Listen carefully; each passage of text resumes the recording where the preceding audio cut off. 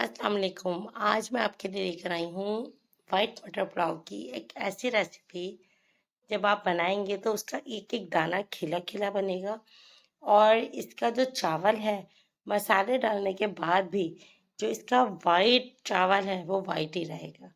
अस्सलाम वालेकुम, आप देख रहे हैं डेली कुकिंग शो और आज हमारे किचन में बनने जा रहा है वाइट मटर पुलाव। बहुत आसान रेसिपी है, बहुत सिंपल रेसिपी है। तो चले चलते हैं अपनी रेसिपी की तरफ। यहाँ मैंने 3 टेबलस्पून ऑयल यूज़ किया है। ऑयल डालने के बाद अब मैंने यहाँ पर एक मीडियम साइज़ की प्याज यूज़ की है, जिसे मैंने बारीक स्लाइस में ऐड किया है काट कर। प्याज ऐड करने के बाद 1 टीस्पून गरम मसाला ऐड किया है। उस गरम मसाले में एक बड़ी इलायची थी, 4 लौंग थी और 6 काली मिर्चें थी और साथ ही मैंने टमाटर ऐड कर दिए। टमाटर ऐड करने के बाद 1/4 टीस्पून मैंने ज़ीरा ऐड किया और साथ ही पिसी हुई काली मिर्च ऐड कर दी। ये ऐड करने के बाद 1 टीस्पून सॉल्ट ऐड किया है। सॉल्ट हस्बे ज़रूरत लीजिएगा।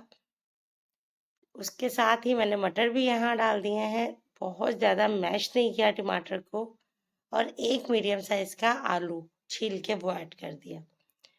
ये सब ऐड करने के बाद तेल जब सेपरेट हो गया तो मैंने 1.5 कप पानी इस्तेमाल किया है।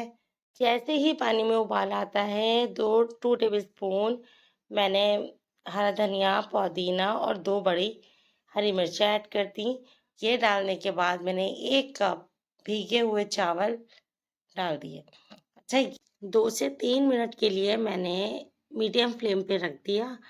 अब मैंने क्या किया, इसमें 2 टेबलस्पून दूध ऐड किया है।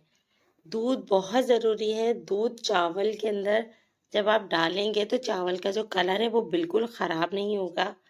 चावल बिल्कुल सफ़ेद बनेंगे और चावल का कलर भी बिल्कुल ख़राब नहीं होगा। अब आप देखें कि हमारा जो मटर पुलाव है ये रेडी हो गया सिर्फ 5 मिनट के अंदर, क्योंकि चावल हमने भिगो भी लिया था इसको तकरीबन 1 घंटा।